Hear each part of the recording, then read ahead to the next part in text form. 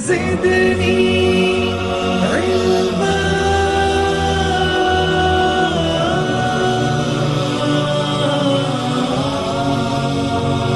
رب زدني علما.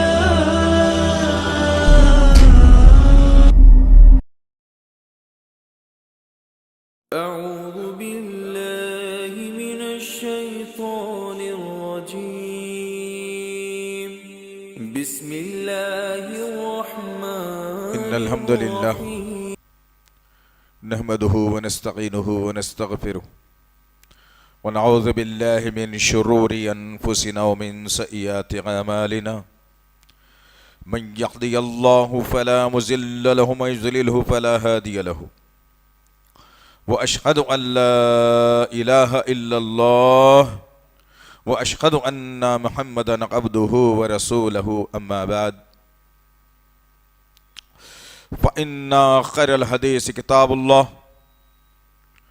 وخير الهدي هدي محمد صلى الله عليه وسلم وشر الأمور محدثاتها وكل محدثة بدعة وكل بدعة ضلالة وكل ضلالة في النار. قال الله تعالى في القرآن المجيد: أعوذ بالله السميع العليم من الشيطان الرجيم. كنتم خير أمة أخرجت للناس تأمرون بالمعروف وتنهون عن المنكر وتؤمنون بالله. ربي اشرح لي صدري ويسر لي امري واحلل عقدة من لساني يفقهوا قولي. رب زدنی علما آمین رب العالمین. تمام تعریفیں بزرگی بڑائی کبریائی اس رب غالب مولا کے لیے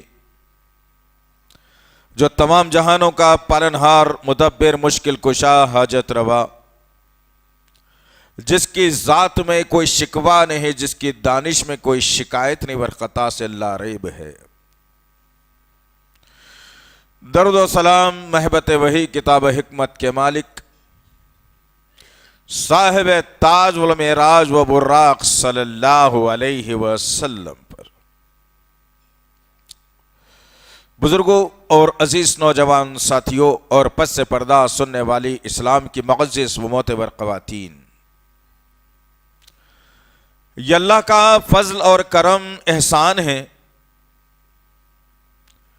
کہ اللہ وحدہ لا شریک لہ نے خیر امت بنا کر دنیا میں بھیجا. اللہ کا شکر احسان ہے کہ اللہ وحدہ لا شریک لہ نے انبیاءوں کے مشن کو جاری و ساری رکھنے والا بنایا. اللہ کا شکر احسان ہے کہ اللہ وحدہ لا شریک لہ نے بگڑتے ہوئے ماحول، افراتفری کے ماحول اور بدعقیدے کے ماحول میں بھی اللہ نے خالصتاً کتاب اللہ و سنت رسول پر چلنے والا بنایا. اللہ کا شکر احسان ہے کہ اللہ وحدہ لا شریک لہ نے غیر اللہ کی پرستش سے بچا کر مصیبتوں اور خوشی میں اللہ سے مانگنے والا بنایا. اللہ کا شکر احسان ہے کہ اللہ وحدہ لا شریک لہ نے سوچنے اور سمجھنے کی صلاحیتوں سے نوازا. اور اللہ کا سب سے بڑا احسان اس انسانیت بالخصوص امت مرحومہ امت مسلمہ پر یہ ہے کہ جس اللہ نے محمد صلی اللہ علیہ وسلم کو نبی و رسول بنا کر کے ہمارے لیے بھیجا. عزیزان محترم، جس طرح سے آپ تمام اس بات سے باخبر واقف ہیں کہ ہم اور ہماری ٹیم یہ کوشش کرتی ہے کہ قوم و ملت کے سامنے، انسانیت کے سامنے، دیگر مذاہب کے سامنے ان باتوں کو لایا جائے جس کے ذریعے سے معاشرے اور ماحول اور ملک میں افراتفری کا ماحول ختم ہو سکے. ایسی باتوں کو لوگوں کے سامنے رکھا جائے جس سے محبت پیدا ہو. ایسی باتوں کو لوگوں کے سامنے لایا جائے جو آج ہمارے دل و ذہن سے تھوڑا سا ہٹ کر کے چل رہی ہیں.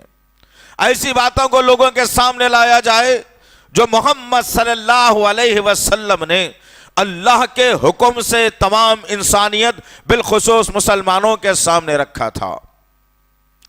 اسلام کے جو صیغے ہیں، اسلام کے جو شعبے ہیں، ان میں سے ایک نمایاں اور بہترین شعبہ ہے دعوت دین، جس کو آج امت مسلمہ، امت مرحومہ اپنی نفسانی خواہشات کے تلے، پیروں تلے رونتے ہوئے ایک عظیم مقصد کو بھلا بیٹھی ہے۔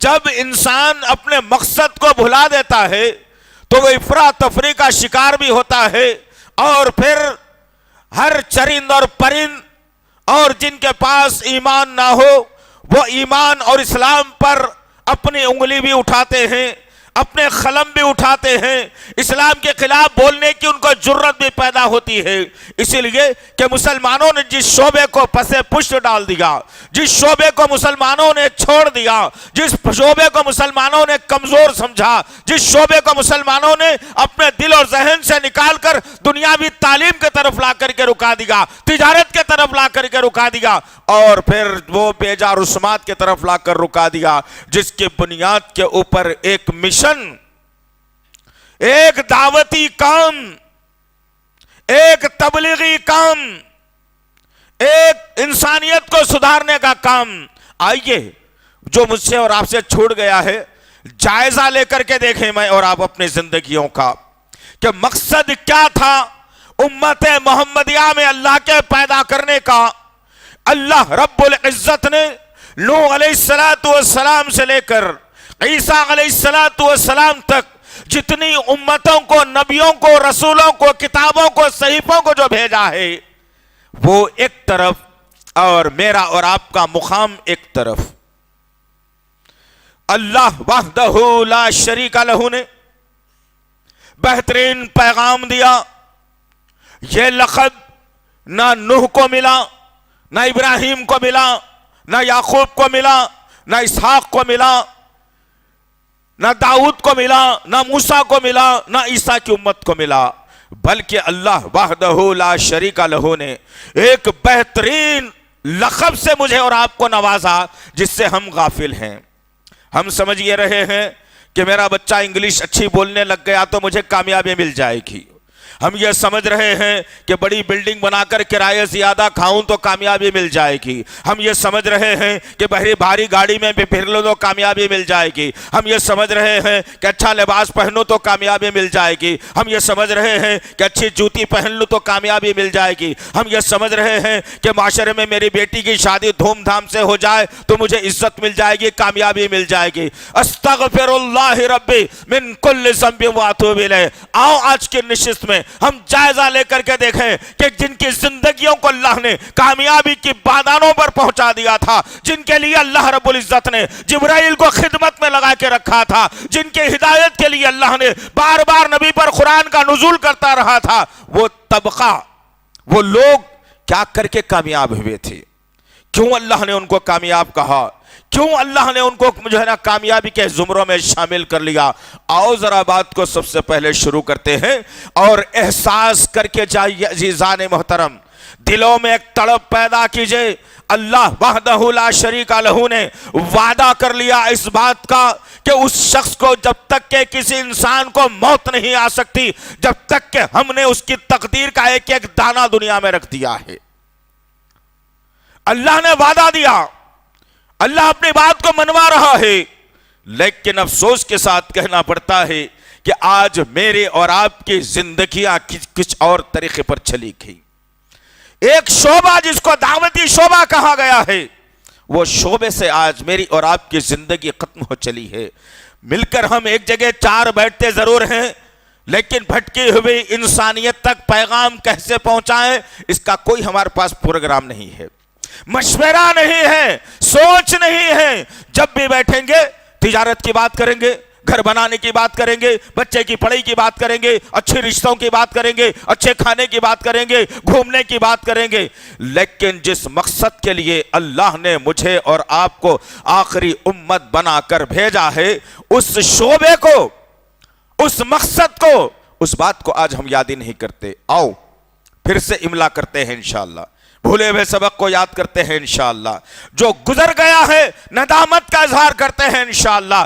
آنے والے وقت کو ہم اس کام کے لیے مختص کر کے رکھیں گے، اس کام کے لیے اہمیت دے کر کے رہیں گے، اور پھر سمجھ میں آئے گی بات کہ ہمارے ذمے جو اللہ نے آخری امت بنا کر بھیج کر، آخری نبی کی امت نے بنا کر اللہ نے جو ذمہ داری دی تھی، وہ ذمہ داری سے اگر میں منہ موڑ لیتا ہوں تو میرا انجام کیا ہوگا؟ بہت ضرورت ہے عزیزان محترم، آئے دن نیوز چینلوں سے لے کر سوشل میڈیا سے لے کر ہر ایرا غیرہ نتھو خیرہ اٹھتا ہے اور مسلمانوں کے خلاف کہتا ہے، اسلام کے خلاف کہتا ہے۔ ہم میں سے کتنے نوجوان ہیں جو قرآن پڑھے ہوئے ہوں گے؟ ہم میں سے کتنے نوجوان ہیں جو نبی کی سیرت جانتے ہوں گے؟ ایسے ظالموں کو علمی جواب آپ قرآن اور حدیث کی روشنی میں دینے کے ذمہ دار بنیے۔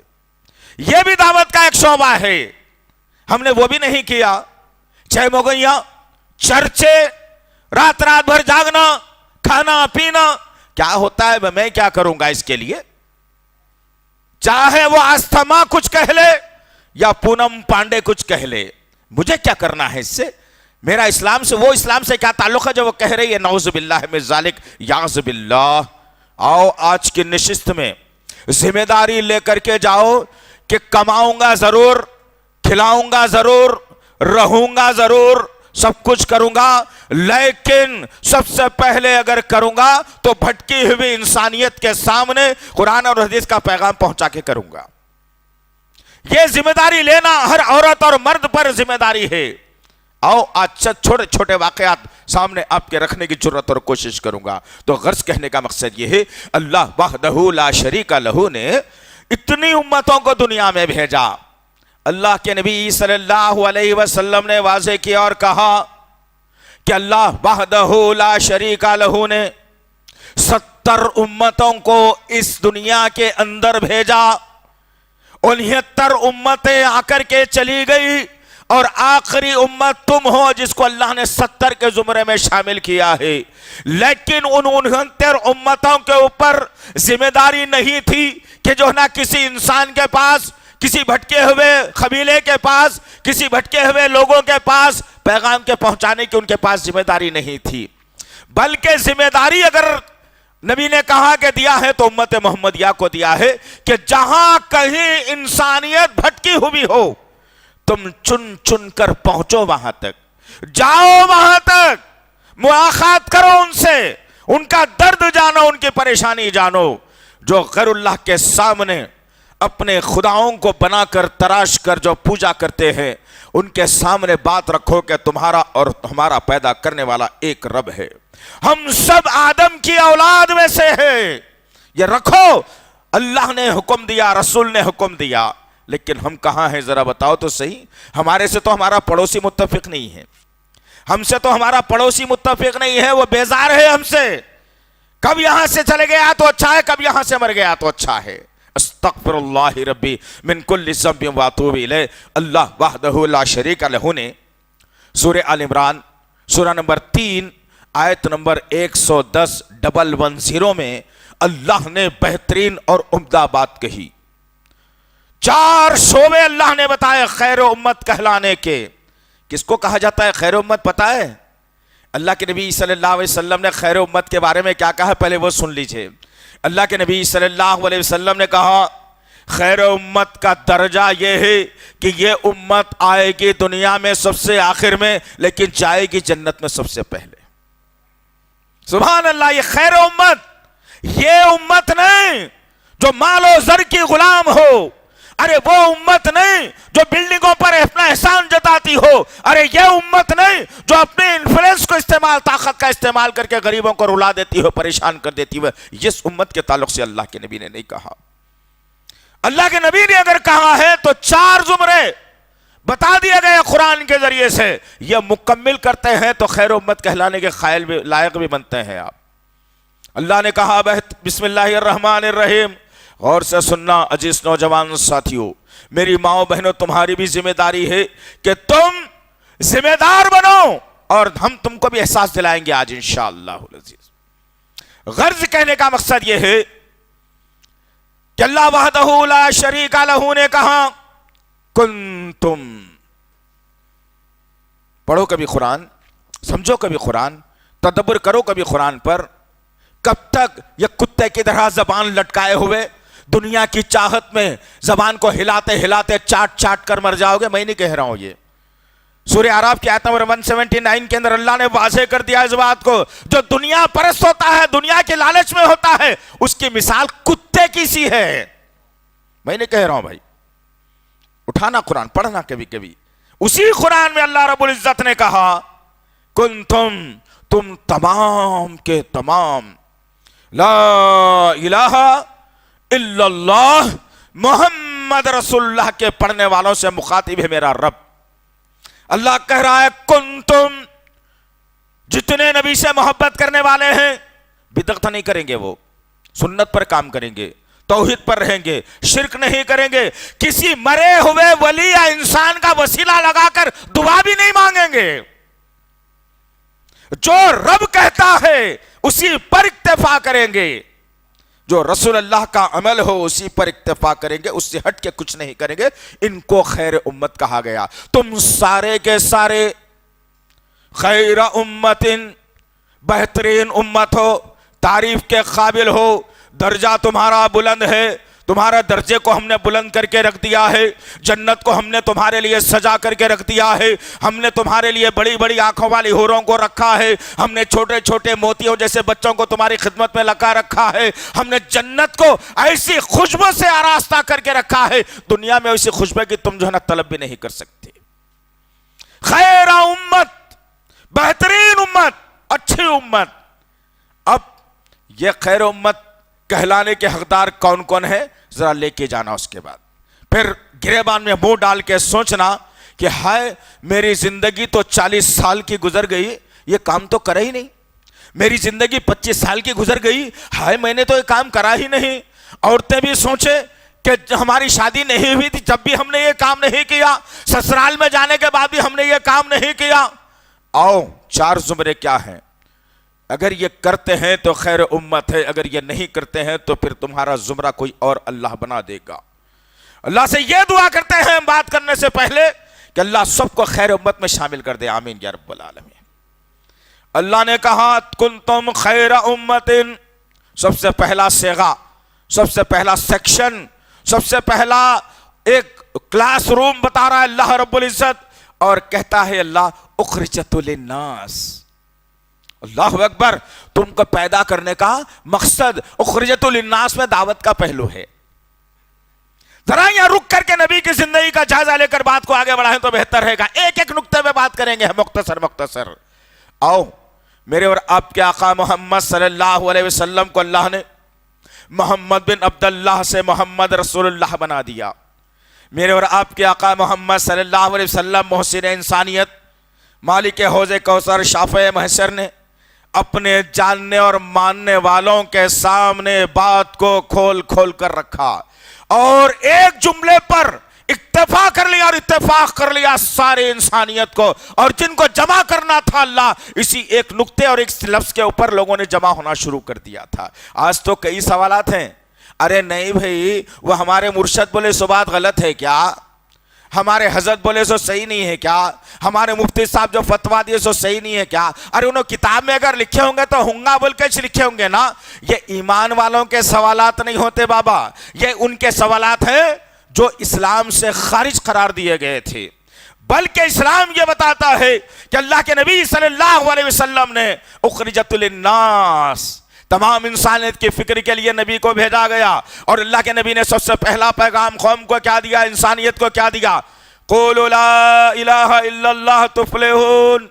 ایک جملہ کہہ دو اپنی زبانوں سے، نہیں ہے کوئی معبود مشکل کشا، حاجت روا، لات منات عزا حبل، کچھ نہیں، غریب نواز نہیں، بندہ نواز نہیں، اولاد کا دینے والا بھی نہیں، سوائے ایک اللہ کی. کیا کیا تھا لوگوں نے؟ جن کے دلوں میں کئی سوالات تھے انہوں نے سوالات کھڑے کر دیے، لیکن جن کے دلوں میں اللہ نے ایمان کی روشنی اور اندھیرے کو نکال کر، تاریکی کو نکال کر روشنی کو داخل کر دیا تھا، صحابہ نے جن کے دلوں کو چنا تھا اٹھا کے کہا محمد صدقت یا رسول اللہ، صحیح کہا ہے محمد صلی اللہ علیہ وسلم آپ نے، آج کے بعد ہم ان بتوں سے بیزارگی کا اظہار کرتے ہیں، اب تک کے زندگی گزری ہماری اندھیروں میں، اب نہیں مانیں گے انہیں، آپ نے کہہ دیا، آپ سچ کہتے ہیں، آپ کی بات پر سچائی ہے۔ آج امت کے سامنے بات کو رکھا جا رہا ہے، رسول اللہ نے کہا تو امت بے شمار سوالات پر امٹ پڑتی ہے، امت کے سامنے رکھا جاتا ہے کلام اللہ قرآن مجید میں یہ مسئلہ ہے تو لوگ کہتے ہیں کہ ہاں بھائی صحیح ہے، لیکن ہمارے جو ہیں استغفر اللہ، اس وقت کے ابو جہل ابو لہب نے بھی یہی کہا تھا، دشمنان اسلام نے بھی یہی کہا تھا کہ ہمارے بھی تو ہیں، محمد کی بات کو کیسا مان لیا جائے صلی اللہ علیہ وسلم، نعوذ باللہ۔ تو اخرجت للناس، لوگوں کی نگرانی کے لیے، لوگوں کی بھلائی کے لیے، لوگوں کو راہ راست پر لانے کے لیے، لوگوں کو شرک سے بچانے کے لیے، ایک اللہ کی عبادت پہ لانے کے لیے تم کو خیر امت بنایا گیا۔ میں اور آپ اپنے گریبان میں منہ ڈال کر سوچیں کہ ایک دن میں اپنے خاندان کے کتنے افراد تک ایک اللہ کی عبادت کے لیے لاتا ہوں، ایک اللہ کو ماننے کے لیے میں لاتا ہوں۔ میری زندگی کی زندگی گزر جا رہی ہے لیکن میں نے اپنے گھر والوں کو ہی توحید پر نہیں لا سکا، میں اپنے پڑوسیوں کو توحید پہ نہیں لا سکا، بڑی بڑی میلاد بنانے والوں کو میں نے اس سے ڈرایا نہیں، بڑے بڑے جھنڈے اور کنڈے کرنے والوں کو میں نے کبھی نہیں سمجھایا کہ یہ کرنا غلط ہے، ایک اللہ کے پاس آ جاؤ۔ آؤ مختصر وقت تیزی سے بھی گزر رہا ہے، بات یہی ہے کہ اخرجت للناس، سب سے اس کائنات کی عظیم ہستی جن کا تذکرہ پچھلے نبیوں نے کیا تھا کہ ایک نبی آنے والا ہے جن کا نام احمد ہوگا، اگر وہ ہمارے دور میں بھی اگر آ جائے نبوت کے، ہماری نبوت کو چھوڑ دینا اور پھر ان کی نبوت کو قبول کرنا، وہ مقام ہے میرے آقا کا، وہ مقام ہے میرے نبی کا، وہ درجہ ہے میرے نبی کا، اونچا درجہ نوح علیہ السلام سے لے کر عیسیٰ علیہ السلام تک نے یہی جو ہے لوگوں کو بات بتائی کہ جب وہ نبی آئے تو ان کو قبول کر لینا۔ تو غرض کہنے کا مقصد یہ ہے وہ عظیم ہستی نے جب بات یہ بتائی، کس کی فکر میں بتائی؟ اس میں نبی کا کیا مفاد تھا؟ نعوذ باللہ من ذالک یعص باللہ، لوگوں سے پیسے مانگ رہے تھے، چندہ مانگ رہے تھے، گھر میں کھانے کو نہیں ہے بھائی، نعوذ باللہ، پریشان حال ہوں میری پریشانی دور کر دیجئے، یہ کہا نہیں، اخرجت للناس، لوگوں کے لیے نبی کو بھی بھیجا گیا تو لوگوں کے لیے۔ اب سوال کیا پیدا ہوتا ہے، وہ عظیم ہستی جو 40 برس تک مکے کی سرگرمیوں میں ہے، مکے کی گلیوں میں ہے، خاندانوں میں ہے، لوگوں کے غم اور خوشی میں ہے، ملنے ملانے میں ہے، لوگ تعریف بھی کرتے ہیں، اور نبوت سے پہلے لوگوں نے کیا کہا تھا؟ یہ آدمی صادق ہے، سچ بولتا ہے، جھوٹ اس کی زبان سے کبھی بھی نہیں نکلتا، امین ہے، امانت دار ہے۔ ہم نے کئی پوٹلیوں کو اپنا سامان رکھ کے اس آدمی کے پاس رکھ دیتے ہیں اور 6 8 مہینے کے بعد سفر سے آتے ہیں تو وہ بندے سے کہتے ہیں کہ ہماری ضمانت کی ہوئی پوٹلی کہاں ہے؟ تو وہ شخص اپنے ہاتھوں سے پکڑ کے ہم کو پوٹلی دے دیتا ہے، اور ہم جب اس کو دیکھتے ہیں تو اس کی گرہ تو کھلنا دور کی بات ہے، کوئی سامان بھی الگ الگ نہیں ہوتا۔ صادق اور امین 40 برس کی عمر تک لوگوں نے لقب دیا، لیکن جب بات آ گئی توحید کی، جب بات آ گئی ایک اللہ کو ماننے کی، جب بات آ گئی نفسانی خواہشات کی قربانیاں دینے کی، جب بات آ گئی اپنے ولیوں کو چھوڑنے کی، جب بات آ گئی اپنے بزرگوں کو ٹھکرا دینے کی، جب بات آ گئی ایک ہی اللہ سے سب کچھ مانگا یا مانا جائے گا، لوگوں نے کیا کیا؟ شخصیت کے خلاف ایک عظیم شخصیت، صادق اور امین کا لقب آسمان سے نہیں آیا تھا، لوگوں نے دیا تھا، معاشرے کے رہنے والے، خاندان، پڑوسی، شہر اور ملک والے، ان لوگوں نے لقب دے کر کے جب توحید کی بات آ گئی تو جب نبی نے کہا قولوا لا الہ الا اللہ تفلحون، تو لوگوں نے زمین سے پتھر بھی برسا دیے، مٹی بھی اڑا دی، نبی کو گالیاں بھی دی۔ اللہ اکبر۔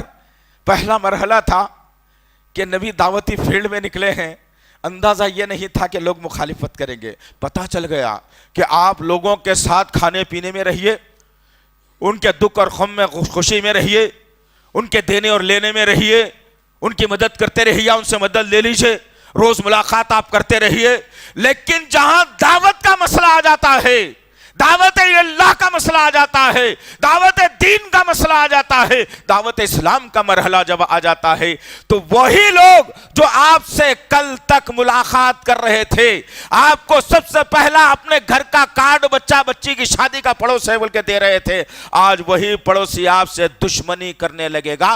تو دعوتی فیلڈ کو کوئی معمولی نہ سمجھنا عزیزان محترم۔ جب آپ دعوت دینے کے لیے باہر نکل کر کے آئیں گے تو آپ کا پھولوں سے استقبال نہیں ہوگا، ہو سکتا ہے کوئی تھپڑ بھی آپ کو مار دے جو ہم نے اب تک نہیں کھایا دعوت کے میدان میں، اور ہو سکتا ہے کوئی آپ کو گالی بھی دے دے، کوئی آپ کو بدنام بھی کر دے، کوئی آپ کو ٹھکرا بھی دے، آپ کی بات کو کوئی یقین بھی نہ کرے، ہوگا۔ یہ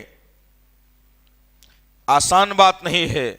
دنیا میں جتنے انبیاء آئے ہیں ان سبوں نے دعوت ہی کا کام کیا، تو نوح علیہ السلام کو بہت مارا گیا، آپ کی کشتی کو غلاظت میں تبدیل کر دیا گیا۔ ابراہیم علیہ السلام نے دعوتی کام جب شروع کیا تو شہر اور ملک اور خاندان سے بدر کر دیا گیا، نکل جاؤ یا نہیں رہ سکتے کا نعرہ بلند کیا گیا۔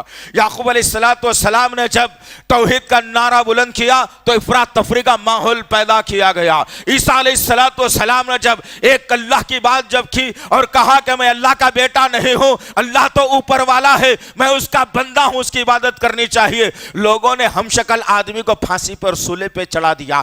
ہر دور میں جہاں انبیاؤں نے دعوتی میدان میں کام کیا ہے ان کے ساتھ یہی زبردستی اور زور ہوا، ان کو تکلیفیں دی گئی، ان کے آباء و اجداد کو تکلیفیں دی گئی، ان کے املاک کو چھین لیا گیا۔ غرض کہنے کا مقصد یہ ہے عزیزان محترم کہ بتانے کا مقصد یہ ہے کہ ہمارے لیے نجات کا کوئی راستہ اگر ہے تو دعوت دین کا راستہ ہے۔ اللہ نے جنت مقرر کی اسی لیے، اللہ نے جنت کو سجایا اسی لیے کہ کون ہے میرے راستے میں نکلتا ہے، کون ہے جو نکل کر کے اپنے آپ کو ہمارے حوالے کر دیتا ہے اور لوگوں کی گالیاں بھی کھاتا ہے لیکن کلمے کو قائم کر دیتا ہے، کون ہے جو دھکا مکی کر لیتا ہے لیکن میرے نبی کے فرمان کو قائم کر دیتا ہے، کون ہے جو لوگوں کی باتیں اور گالیاں سننے کے باوجود بھی چہرے پہ مسکراہٹ رکھ کر کے اپنے آپ کو اللہ کے لیے وقف کر دیتا ہے۔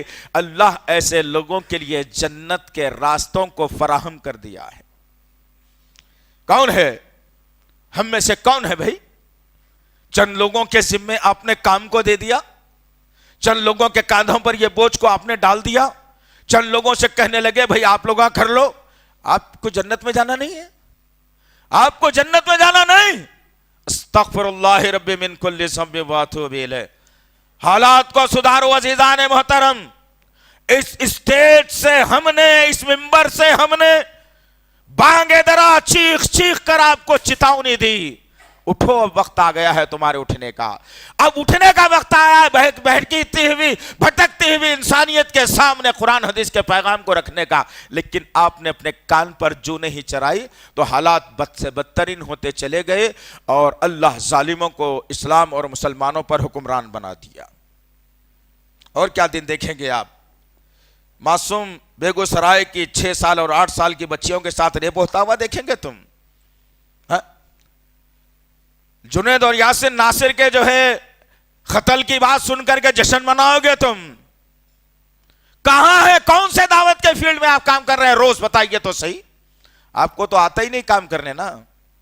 آپ صرف یہ دیکھ رہے ہیں کہ بچی کو اچھی ڈاکٹر بنا دوں گا، بچہ اچھا انجینئر بن جائے، بچی کو اچھی جاب لگ جائے، 50-60 ہزار روپے تو یوں کما لے، اور بچے کو کہیں اچھا پڑھا دوں گا تو کر لے۔ اسلام کا کام کون کرنا؟ کون کرے اسلام کا کام؟ یہی وہ نجات کا راستہ ہے۔ آپ دنیا چھوڑ کر کے آپ اگر لگ جاتے ہیں اسلام کے کام میں تو ہوگا کیا آخر؟ آج ایک ڈر ہے کہ ہاں اگر یہ کام کروں گا تو پھر کمائی کم ہوگی، کمائی کم ہوگی تو گھر کے اخراجات کیسا چلیں گے؟ استغفر اللہ رب من کل ذنب واتوب الیہ۔ ہم نے اللہ پر سے اپنے یقین، اعتماد، امید کو ختم کر لیا۔ ارے تم کبھی چلو تو صحیح اس کا سہارا لے کر کے، کبھی تم یہ یقین تو رکھو کہ اللہ تیرے راستے میں نکل رہا ہوں، میرے گھر کی پرورش تیرے ذمہ ہے۔ کیا ہے کبھی؟ آؤ دیکھتے ہیں ایک صحابی کے بارے میں، یہ بھی شک کو ہم دور کرتے چلے انشاءاللہ۔ ابو امامہ باہلی رضی اللہ تعالیٰ عنہ، اللہ اکبر، اللہ کے نبی صلی اللہ علیہ وسلم کی خدمت میں حاضر ہوئے. غور سے سننا، یہ کوئی خستہ کہانی نہیں ہے، یہ کوئی قصہ کہانی نہیں ہے کہ رات کو خواب دیکھا اور دن میں لکھ دیا. یہ حقیقی باتیں ہیں جو آسمان سے اللہ نے نازل کی ہیں. دعوتی فیلڈ میں انسان جب کام کرتا ہے تو اللہ کیسے اس کی مدد کرتا ہے. اللہ اکبر. مصیبتیں تو آئیں گی لیکن مدد بھی اللہ کیسے کرتا ہے. اللہ رب العزت چن لیا تھا صحابہ کی جماعت کو، اور ابو امامہ باہلی رضی اللہ تعالی عنہ اللہ کے نبی صلی اللہ علیہ وسلم کی خدمت اقدس میں آئے اور آ کر عرض کرنے لگے کہ اے محمد صلی اللہ علیہ وسلم، سنا ہے بہت کچھ، بتا دیجئے، مجھے بھی سمجھا دیجئے. اللہ کے نبی صلی اللہ علیہ وسلم نے ابو امامہ باہلی رضی اللہ تعالی عنہ کو توحید، رسالت اور آخرت کا پیغام سمجھا دیا. ایک اللہ ہے، رسالت میں میری ہے اور آخرت میں اللہ انہی کے متعلق سوال کرنے والا ہے. کسی اور کو اپنا شریک نہ بنانا، اپنی عبادت میں، اپنی سوچ میں، اپنی دعاؤں میں کسی اور کو بھی ذرہ برابر شریک نہ کرنا. ابو امامہ باہلی تاکید ہے تجھے. ابو امامہ باہلی رضی اللہ عنہ کے سینے کو اللہ رب العزت نے کھول دیا اور آپ نے اسلام کو قبول کر لیا. جب اسلام قبول کر لیا ابو امامہ باہلی رضی اللہ تعالی عنہ اٹھے اور اپنے قبیلے کی طرف آ گئے. اللہ اکبر. آج تو میں خاندان والوں کے پاس بھی نہیں جا رہا ہوں دعوت کا کام کرنے کے لیے. ملاقات ایک الگ شکل ہے، ملنا ایک الگ شکل ہے، لیکن کیا اس فیلڈ میں میں کام کر رہا ہوں اس واقعے سے لے کر کے جاؤ. اسلام قبول کرتے ہی کیا کیا آپ نے؟ سیدھا اپنے قبیلے کی طرف گئے. جب قبیلے کی طرف جاتے ہیں اور کیا دیکھتے ہیں کہ ان کے قبیلے کے لوگ دسترخوان بچھائے ہوئے ہیں اور کچھ کھا رہے ہیں. ابو امامہ باہلی رضی اللہ عنہ کہتے ہیں میرا سفر بھی تھوڑا لمبا ہو گیا، پیاس بھی لگ رہی ہے، میرے قبیلے کے لوگ ہیں، شاید میری کچھ مدد بھی کر دیں گے. اللہ اکبر. جب ابو امامہ باہلی رضی اللہ تعالیٰ عنہ دھیرے دھیرے کشاں با کشاں اپنے قبیلے کے لوگوں کے دسترخوان کے قریب جاتے ہیں تو دیکھ کر چوکنے ہو جاتے ہیں. آپ کیا دیکھتے ہیں کہ لوگ کھانا غذا کھانے کے بجائے خون پی رہے ہیں، خون کو کھا رہے ہیں، لوازمہ بنا کر، کھانا بنا کر. ابو امامہ باہلی رضی اللہ عنہ رک گئے اور رک کر کہنے لگے اے میرے ساتھیوں، کیا ہو گیا تمہیں؟ غذائیں چھوڑ کر یہ کیا کر رہے ہو؟ یہ حرام ہے، حرام نہیں کھا سکتے تم. اللہ اکبر. لوگوں نے کیا کیا پلٹ کے؟ اب تک تو ابو امامہ باہلی رضی اللہ تعالیٰ عنہ اپنے قبیلے کے لوگوں کی تائید میں ہی بات کرتے تھے، ان کے ساتھ ہی بات کرتے تھے، ان کے جو ہے نا جملوں کو جملوں میں ملا کر بات کرتے تھے، کسی نے بھی مخالفت نہیں کی. اب مرحلہ یہ آ گیا کہ ابو امامہ باہلی رضی اللہ تعالیٰ عنہ کہتے ہیں کہ میں جب ان کے خلاف بولا تو انہوں نے سب سے پہلا میرا سوال کیا کیا مجھ سے؟ تو بے دین ہو گیا ہے. اللہ اکبر. کیا کہا؟ تو بے دین ہو گیا ہے، تو کیا محمد کے دین کی طرف چلا گیا؟ استغفر اللہ ربی من کل ذنب واتوب الیہ. کیا پیارا سوال، کیا پیارا جواب. اس میں بھی دعوت کا پہلو ہے. کیا کہہ رہے تھے آپ؟ کسی کو اچھی بات بتانا بھی دعوت کے حصے میں شامل ہوتا ہے. ابو امامہ باہلی رضی اللہ عنہ نے کہا کہ نہیں کھا سکتے تم یہ. لوگوں نے کہا تو بے دین ہو گیا ہے کیا؟ اب تک تو ایسی باتیں نہیں کرتا تھا، اب ایسی باتیں کر رہا ہے. ابو امامہ باہلی رضی اللہ تعالیٰ عنہ نے کہا کہ ہاں میں محمد صلی اللہ علیہ وسلم کے دین پر آ گیا ہوں، تم کو بھی دعوت دے رہا ہوں. آج ہمارے محلے میں بڑی 11ویں ہوتی ہے تو لوگ چندہ مانگنے تمہارے گھر پہ آ جاتے. اب تم یہ ڈر کے دے دیتے کہ محلے میں رہنا ہے بھائی، کہاں گھس لیں گے، جان دو نا 200 کی بات ہے. وہ 200 دے کے جہنم میں ایک پلاٹ خریدے آپ، وہ 200 دے کے سانپ اور بچھوؤں کو خرید کے لائے آپ، وہ 200 روپے دے کے آگ اور گرم پانی کو خرید کے لا رہے ہیں آپ. ابو امامہ باہلی رضی اللہ عنہ نے ڈٹ کر جواب دیا لوگوں کے سامنے. ابو امامہ کہتے ہیں کہ بھوک سے اور پیاس سے میرا سر چکرا رہا ہے. میں سمجھ رہا تھا کہ میرے قبیلے والے میری مدد کریں گے اور کچھ مجھے کھلا پلا دیں گے. انہوں نے دھتکار دیا، نہیں کچھ بھی نہیں ہے تیری لیے، جا تو بے دین ہو گیا ہے، تو ہمارے باپ دادا کے دین سے ہٹ گیا، تو نے محمد کے دین کو قبول کر لیا، اب تیرا ہمارا کوئی تعلق نہیں ہے. اللہ اکبر. ابو امامہ باہلی رضی اللہ عنہ کیا کہتے ہیں میں وہاں سے نکلا، چلچلاتی دھوپ ہے، کوئی سایہ مجھے دینے کے لیے تیار نہیں ہے. میں نے اپنے سر کی پگڑی کو نکالا، سر کی پگڑی کو نکالا، غشی آ رہی تھی، اسی دھوپ میں چمچماتی ریت، گرم ریت پر میں نے اپنی पगड़ी को रखा और ये सर उस पगड़ी पर रखकर मैं सो गया। अल्लाह अकबर। सुन के चाहो जीजान मोहतरम, यकीन करो अल्लाह जिन वाक़यात को कुरान और हदीस में रखा है, मेरे आका ने जिनको बयान किया है, मेरे साहबा ने जिनको दोहरा दोहरा कर बताया है, ये कोई आसान बात नहीं है और ये होने वाला है। आप करके तो देखिए इंशाअल्लाहुल अज़ीज़, आप यकीन के साथ करके तो देखिए, होने वाला है। अबू उमामा बाहिली रज़ी अल्लाह अन्हु कहते हैं कि मैंने इस पगड़ी को रखा और सर रख के मैं सो गया। जैसे ही मुझे नींद लग गई, मैं क्या देखता हूं कि सफेद पोश लोग हैं जो मेरे करीब में आए और एक दूध का प्याला मुझे पेश कर दिया। अब जब दूध का प्याला मुझे पेश किया गया, मैंने उस दूध के प्याले को लेकर पेट भर सहरियाब होकर मैंने पी लिया। इतना पी लिया कि मेरी प्यास भी बुझ गई, मेरी भूख भी खत्म हो गई। मैं सोया हुआ था, कुछ लोगों ने आकर के मुझे जगाया। जगाने के बाद कहा कि देखो कुछ लोग हैं जो बदतमीजी तुम्हारे साथ किए हैं, अबू उमामा हम तुम्हारे कबीले के लोग हैं, आओ तुम्हें पानी और खाना भी देते हैं, हम साया भी देंगे, आओ। अल्लाह अकबर। अबू उमामा बाहिली रजी अल्लाह तआला अन्हु कहते हैं कि नहीं नहीं, तुम्हारे ना खाने की अब जरूरत है ना तुम्हारे पानी की अब जरूरत है। जब मैं सो गया था, अल्लाह वहदहु ला शरीका लहू ने मेरे ख्वाब के अंदर लोगों को, नींद के अंदर लोगों को भेजा और वो लोग आकर मेरा पेट और प्यास दोनों बुझाकर चले गए। देखो मेरा पेट अंदर पसलियों को लग गया था, पीठ को लग गया था भूख की वजह से, तुमने मदद नहीं की। अब कपड़ा हटाकर बताते हैं तो आपका पेट फूला हुआ। और कहते हैं अबू उमामा बाहिली रजी अल्लाह अन्हु ने कि उन्होंने जब मेरे पेट को देखा तो यकीन कर लिया कि अबू उमामा तुम झूठ नहीं बोल सकते, हम सारे के सारे लोग तुम पर ईमान कबूल करने के लिए तैयार हैं। हाँ, कौन है भाई? कौन है? कौन माँ है, कौन बाप है जो अपने घर को संवारने के लिए, अपने घर को अच्छा बनाने के लिए एक बच्चे को इस्लाम के लिए, दीन का दाई बना रही हो? कोई है? कोई है? कोई नहीं है। अज़ीज़ाने मोहतरम, हमने तो चंद लोगों के जिम्मे ये जिम्मेदारी दे दी, हर घर से एक आदमी निकलकर दावत का काम करना चाहिए, हर घर से एक आदमी निकलकर तौहीद, रिसालत और आखिरत का काम करना चाहिए। अल्लाह के नबी सल्लल्लाहु अलैहि वसल्लम के साथी अबू उमामा को जब यह वाक़या लोगों के सामने रखा तो लोगों ने इस्लाम कबूल कर लिया, ईमान में आ गए वो लोग। और ज़रा ठंडे दिल से हाथ रखकर मेरी माँ बहनों, तुम सभी मुखातिब हो, मेरे अजीज नौजवान साथियों, मेरे जिम्मेदार बुजुर्गों, मैं आप सभी जो है ना पूछना चाहता हूँ, क्या हमारी तरफ से किसी एक आदमी को हम ईमान में लाना तो दूर की बात है, क्या हमने एक आदमी को सहीउल अक़ीदा बनाया है? वो भी नहीं कर सके हम।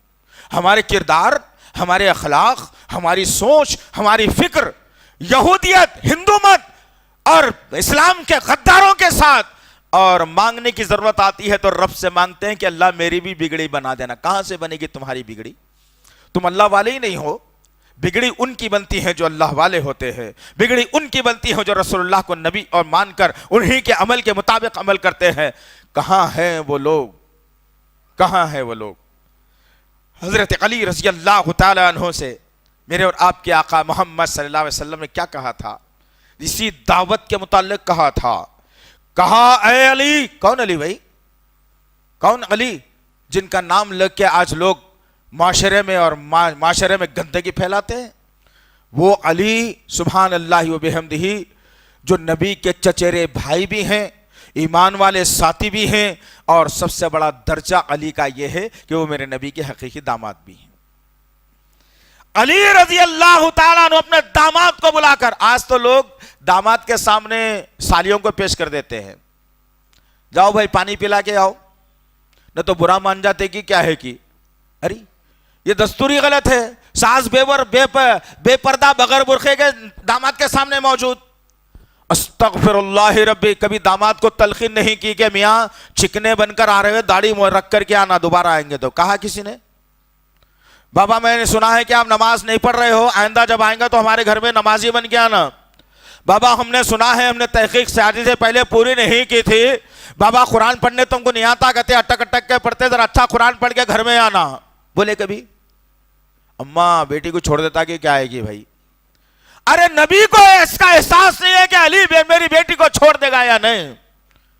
उस जात से बढ़कर अगर तुम्हारी सोच है تو تھکیانوی سی سوچ ہے تمہاری ہے، کمزور سوچ ہے تمہاری ہے، بغاوت والی سوچ ہے تمہاری ہے. اگر داماد کے ساتھ تم نے ایسا رویہ اختیار نہیں کیا تو کب تک جھیلو گے اس طریقے سے؟ راجپوت ہو تم، راجپوتانہ ماحول میں ہوتا ہے دامادوں کی آؤ بھگت کرنا، مسلمانوں میں نہیں، اسلام میں نہیں. اللہ کے نبی نے داماد سے کہا اے علی ادھر آؤ. علی رضی اللہ تعالی عنہ اللہ کے نبی صلی اللہ علیہ وسلم کی خدمت میں حاضر ہوئے اور کہنے لگے بتائیے یا رسول اللہ کیا حکم ہے؟ اللہ کے نبی صلی اللہ علیہ وسلم نے فرمایا اے علی یاد رکھ اس بات کو، تیری وجہ سے اگر کوئی ایک آدمی مسلمان بنتا ہے، ایمان میں داخلہ لیتا ہے، تو سمجھ جا کہ یہ دنیا اور مافیا سے زیادہ اللہ نے تجھے انعام دے دیا اور اللہ تیرے لیے جنت کے دروازوں کو کھول دے گا. اللہ اکبر. کہاں ہے؟ کون ہے بھائی ان باتوں کو سیریس لینے والے؟ کون ہیں ان باتوں کو جذباتی انداز میں لینے والے؟ کون ہے؟ ذرا اس وقت کو بھی یاد رکھنا. اللہ نے سورہ مریم میں زکریا علیہ السلام کے واقعے کو رکھا. ماں باپ ذمہ دار ہیں اس کے. آؤ ذرا دیکھتے ہیں. حضرت زکریا رضی اللہ علیہ السلام نے جب دیکھا کہ میں مریم کے حجرے میں کمرے میں داخلہ لیتا ہوں تو مجھے بغیر موسم کے پھل نظر آتے ہیں، جو موسم نہیں ہوتا وہ پھل مجھے نظر آتے ہیں. تو میں نے ایک دفعہ دیکھا، دو دفعہ دیکھا، پھر میں نے پوچھا اپنی بیٹی سے کہ بھائی ذرا بتاؤ مریم یہ پھل کون لا کے دیتے ہیں تمہیں؟ یہاں تو آنے جانے والے کوئی نہیں، لیکن تمہارے حجرے میں بغیر موسم کے پھل کیسے آ جاتے ہیں؟ ذرا مجھے بتاؤ. اللہ اکبر. یہ باپوں کی ضرورت ہے. آج بتاؤں گا میں آگے کیا کرنا ہے باپوں کو آخر، ماؤں کو آخر. سوال ہوا. مریم علیہ السلام نے کہا، پیارا جواب دیا. پڑھو قرآن سورہ مریم، مزہ آئے گا انشاءاللہ العزیز. مریم علیہ السلام نے جواب دیا، کہا اے میرے ابو جان، میرا رب میری مدد کرتا ہے، میرا رب میرے لیے آسمان سے ان پھلوں کو لا کر دیتا ہے. اللہ اکبر. اس واقعے سے پتہ یہ چلا کہ اپنے بچوں کو بھی دعوت کرنی چاہیے، ان کے ساتھ بھی جو ہے رویہ اختیار کرنا چاہیے، بتانا چاہیے، پوچھنا چاہیے. آئیے ذرا جائزہ لیجئے ہمارے گھروں کا. بچہ رات کو 2 بجے گھر سے آیا، ماں باپ اٹھ کر دروازہ کھول کر سلا دیتے ہیں. کسی ماں یا باپ میں ہمت نہیں ہے کہ اپنے بچے کو پوچھے کہ بابا بتاؤ 2 بجے رات کو کہاں سے آ رہے ہو. اب بچہ رات کو گھر میں داخلہ بھی لے لیا، فون میں لگا ہوا ہے، آہستہ آہستہ بات کرنے کی بات ہو رہی ہے، آوازیں آ رہی ہے، لیکن کون ماں ہے یا باپ ہے؟ ذرا بتاؤ تو صحیح. اس بچے کی تنبیہ کرنے کے لیے فون یہاں رکھ دے گے، سو جا فجر کی نماز کو اٹھنا ہے. یہ کیا ہے کبھی؟ کچھ بھی نہیں کیا. بچہ بڑا ہو کے باغی بن گیا، بچی کسی اور کے ساتھ عاشقی میں پڑ کے بھاگ گئی تو پکارا شروع ہو جائے گا کہ ہائے بچوں سے اطمینان نہیں ہے، بچے ستا رہے ہیں، بچے ظلم دے رہے ہیں، بچے نہیں مان رہے ہیں، مولوی صاحب ذرا کچھ مشورہ دیجئے. آ جاتی ہمارے پاس بات. لیکن ماں اور باپ اگر دائی بن جاتے، اپنے بچوں پر سختی کی نظر رکھے، بچی سے یہ پوچھ لیتے کہ بیٹی ذرا بتاؤ تو صحیح نا، تمہارے بیگ میں فون کہاں سے آیا؟ میں نے تو نہیں دلایا تمہیں. بچی ذرا بتاؤ تو صحیح ہے بریسلیٹ کہاں سے آیا؟ میں نے تو نہیں دلایا تمہیں. بچی ذرا بتاؤ تو صحیح ہے سینڈل کہاں سے آئی؟ ہم نے تو نہیں دلایا تمہیں. پوچھا ہے کبھی بچیوں سے؟ پوچھا ہے کبھی؟ ہے ہمت؟ نہیں. تو جب گھر سے دعوت کا کام بند ہو گیا ہمارا، تو آج ہماری بچی 4 معذرت کے ساتھ، میں الزام نہیں لگا رہا ہوں، میرے پاس شواہد موجود ہے، جب ہم نے دعوت کا کام گھر سے بند کر دیا تو ہمارا بچہ 4 لڑکیوں کے ساتھ عاشقی میں پڑ گیا. جب ہم نے دعوت کا کام اپنے گھر سے بند کر دیا تو ہماری بچی اور سہیلیوں کے ساتھ مل کر گپ شپ منانے لگی. گھر سے برقع پہن کے تو نکلتی ہے، لیکن راستے میں برقعے کو پھینک کر بغیر برقعے کے سارا شہر کا جائزہ لیتی ہے. گھر کو آنا ہے تو پھر برقع پہن کر کے آتی ہے.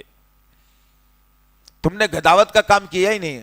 جبکہ اللہ وحدہ لا شریک لہ نے سورہ تحریم کی آیت نمبر 6 میں ذمہ داری دی ہم سب کو. کون سی بات مانیں گے دوست؟ کس کی مانیں گے آخر؟ نہ اللہ کی مانتے ہیں، نہ رسول اللہ کی مانتے ہیں، نہ کسی عالم کی مانتے ہیں، نہ قرآن اور حدیث کی مانتے ہیں، بس ایک رفتار والی زندگی ہے جو بغاوت میں جا رہی ہے میری اور آپ کے اللہ کے اور اس کے رسول کے قوانین کے، بغاوت والی زندگی۔ اور باغیوں کو اللہ کبھی چین سے رہنے نہیں دیتا، اور آج ہمارا حال یہی ہے، جو سکون نہیں ہے زندگی میں، چین نہیں ہے زندگی میں، سب کچھ ہے مگر سکون نہیں ہے زندگی میں۔ کیوں؟ باغیوں کو کبھی چین سے رہنے نہیں دیتا رب، اور آج حال ہمارا یہی ہے۔ آج بھی وقت ہے، اللہ وحدہ لا شریک لہ نے ایمان والوں سے مخاطب ہو کے کہا، سورہ تحریم سورہ نمبر 66 کی آیت نمبر 6 میں اللہ نے کہا، یا ایھا الذین آمنوا قوا انفسکم واہلیکم نارا، دعوتی ذمہ داری دی تمہیں، یہی کامیابی کا راستہ اللہ نے بتا دیا۔ اے ایمان والو، ایمان لانے کا دعویٰ کرنے والو، اے لا الہ الا اللہ کے پڑھنے والو، اللہ اور اس کے رسول پر ایمان رکھنے والو، اللہ نے کہا کہ اے ایمان والو بچاؤ سب سے پہلے اپنے آپ کو جہنم کی آگ سے، وہ اہلکم نارا، گھر والے سب سے پہلے آتے ہیں اہل کے اندر، بعد میں پھر رشتہ دار، دوست احباب، پڑوسی، ملک والے دیکھے جائیں گے۔ لیکن اللہ نے ذمہ داری دی، ذرا ٹھنڈے دل سے اپنے گریبان میں منہ ڈال کر اطمینان کے ساتھ اس ایک آیت کا جائزہ لینا کہ میری آنکھوں کے سامنے میری بچی فون پر گانے سن رہی ہے، میں اسے روک نہیں سکتا، میرا بچہ کلین شو بن کر یا پھر وہ سوروں جیسے بال بنا کر میرے آمنے سامنے گھومتا ہے، میں اسے کچھ نہیں کہہ سکتا، میرا بچہ، میری بچی ٹخنے کے اوپر اپنے کپڑوں کو رکھتی ہے، میرا بچہ ٹخنے کے نیچے کپڑوں کو رکھتا ہے، میری بچی چست لباس جسم نظر آ رہا ہے پہن کر کالج کو جاتی ہے، میرا بچہ ٹخنے کے نیچے پینچوں کو لٹکا کر عجیب سا لباس پہن کر جاتا ہے، میرا بچہ کبھی گٹکا کھا کر بھی آ جاتا ہے، میری بچی کے کانوں کے اندر ڈھکنے لگے ہیں جو فون کے اندر وہ پتہ نہیں کیا سن رہی ہے، میری بچی کے منہ پر جو ہے نا بیکار کے الفاظ آ گئے ہیں، وہ ماں باپ کی خدمت نہیں کرتی ہے، وہ ماں باپ کو دھتکارتی ہے، اپنے گھر کو جو ہے نا کمتر سمجھتی ہے، باہر دوستوں کو وہ عزت دیتی ہے، وہ بچہ باپ کو گالی دیتا ہے، وہ بچہ ماں کو جو ہے نا دھکے دیتا ہے، اور پڑوسیوں کے ساتھ اچھا رہتا ہے، محلے میں وہ بچہ اچھا رہتا ہے۔ کیا میری یہ ذمہ داری نہیں کہ ایسے بےہودہ اولاد کو سدھار کر، مار کر، بھوکا رکھ کر، کالج بند کروا کر اپنے گھر میں محدود رکھے؟ کیا ان کو میں سمجھاؤں نہیں کہ بیٹا جہنم میں جانے کے کام چھوڑ دے اور اچھائی کی طرف آ جائے؟ کیا ہم نے کیا ہے کبھی ایسا؟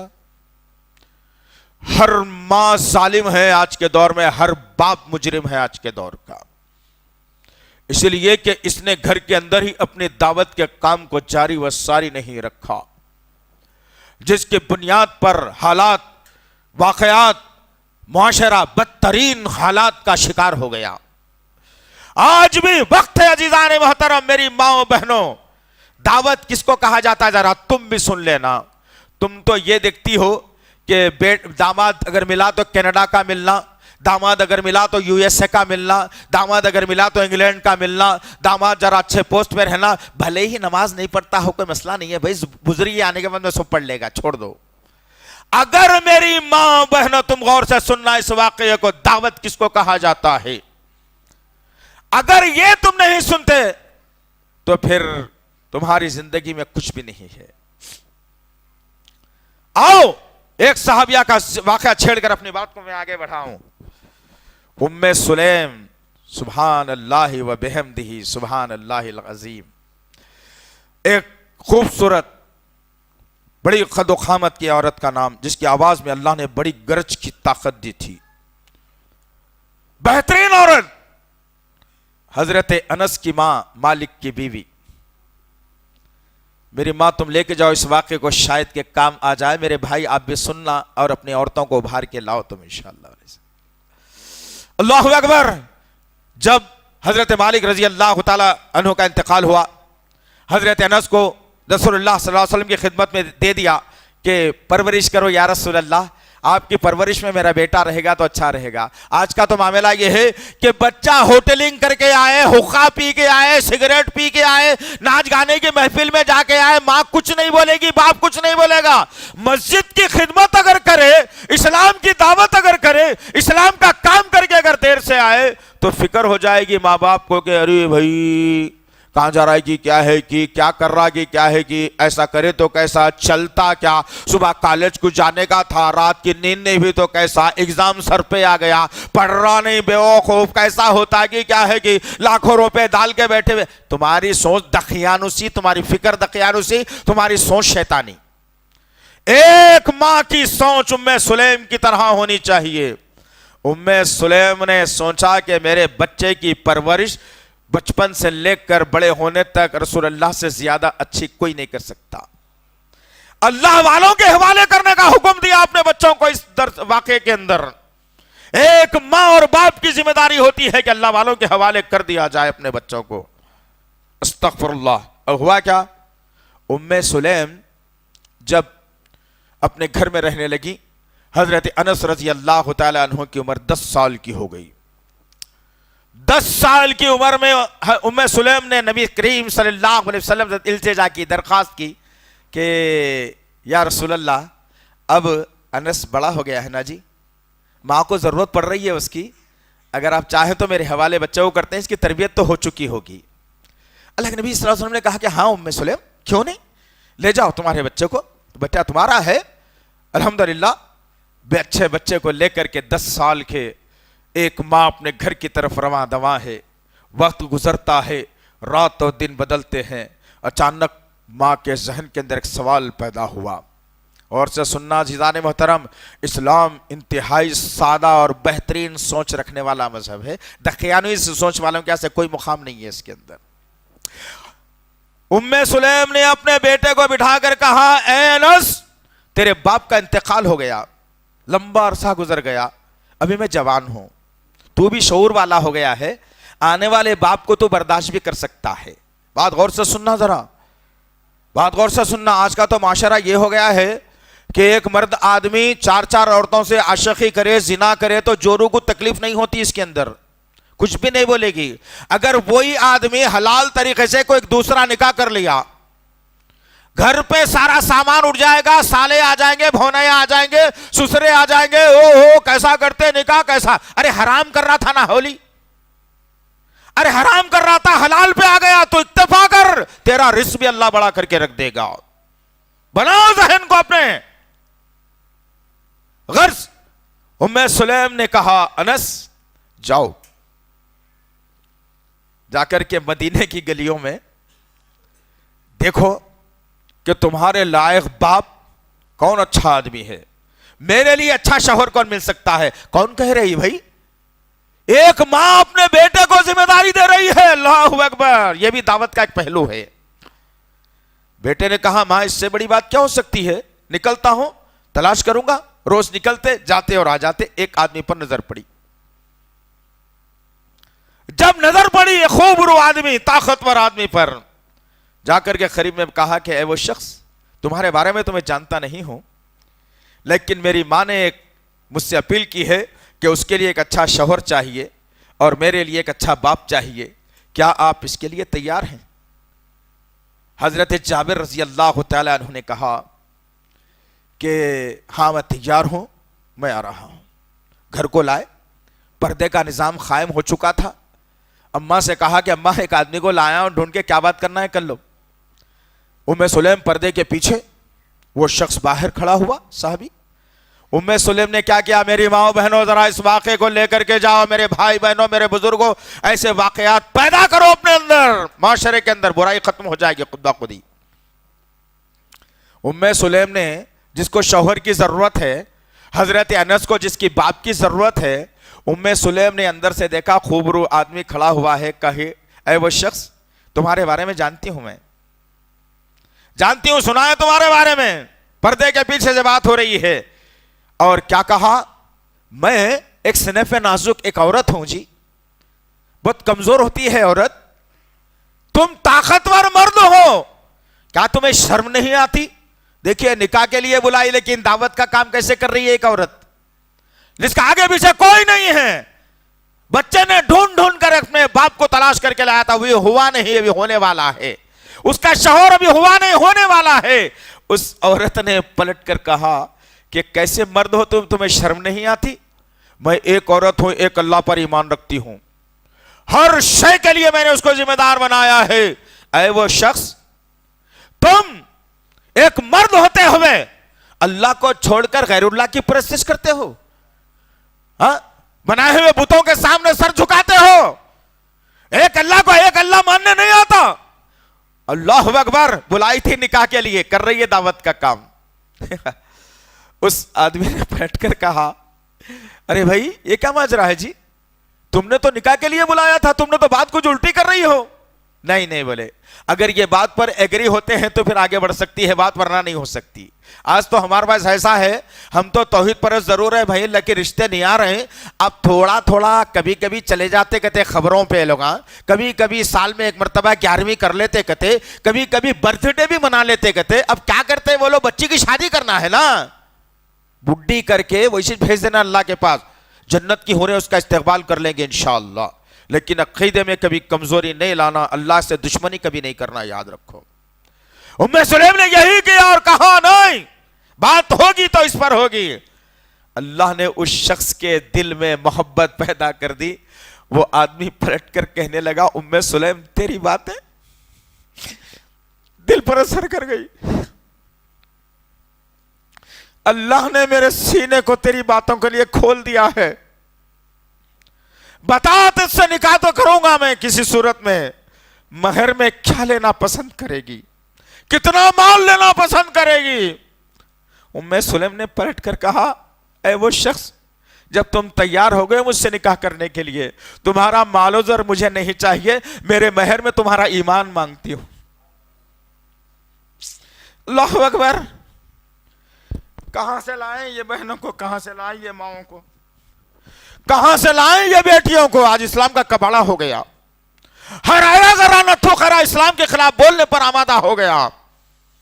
ہماری ہستیوں کو، نشانیوں کو، شخصیت کو، مساجد کو، مدارس کو میٹنے کی بات، بلڈوزر چلانے کی بات کی جا رہی ہے. کیوں ہوا یہ؟ ہم نے کسی کے سامنے اچھی بات کو نہیں رکھا، ہم نے دعوت کے کام کو پس پشت ڈال دیا، ہم نے ہر قرآن حدیث کے پیغام کو کچے اور پکے مکان میں پہنچانے کی ذمہ داری قبول نہیں کی. بہت واقعات ہیں، وقت اس بات کی اجازت نہیں دیتا کہ اور بات کروں. بس اس اجتماع کے ساتھ، اس اپیل کے ساتھ، اس گزارش کے ساتھ، اللہ نے ہر ایک کے رزق کی ذمہ داری لے لی ہے. کوئی اور نہیں ہے جو اور رزق دینے والا سوائے اللہ کے، اس کے علاوہ کوئی رزق نہیں دے سکتا، یقین کر لیجئے. اور ہر دن کے 2 گھنٹے اپنی زندگی کے اسلام کے لیے وقف کریے. ہم نے پہلے بھی آپ سے کہا تھا، آج پھر میں کہوں گا نوجوانوں سے، اپنے وقت کو ضائع مت کیجئے.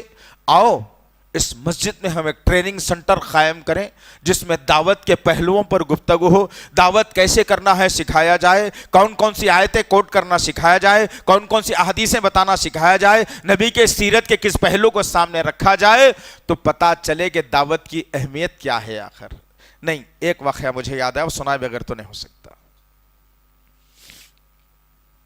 اللہ کے نبی صلی اللہ علیہ وسلم آخری خطبہ دے رہے، لے کے جاؤ اس کو، پھر سوچ لو گھروں میں بیٹھ کے، آج یہ سوچ لینا. موت نہیں آئی، اللہ کا احسان ہے، شکر ادا کرنا کہ اللہ یہ کام کرنے سے پہلے موت نہیں آئی، ورنہ موت اگر آ جاتی تو تیرے سامنے کھڑے رہنے کے قابل بھی نہیں تھا میں. اللہ کے نبی صلی اللہ علیہ وسلم کا آخری خطبہ ہو رہا ہے. 1,45,44,000 24,000 صحابہ کی ایک جماعت، جمع غفیر، جب مکے سے نکالے گئے تھے تو 40 سے 60 صحابہ تھے جو نبی پر ایمان لا کر مکہ چھوڑ رہے تھے.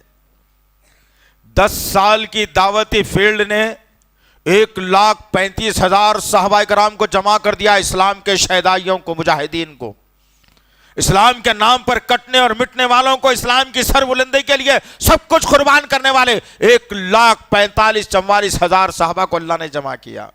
1,45,000 یا 24,000 کا مجموعہ ہے نبی کے سامنے.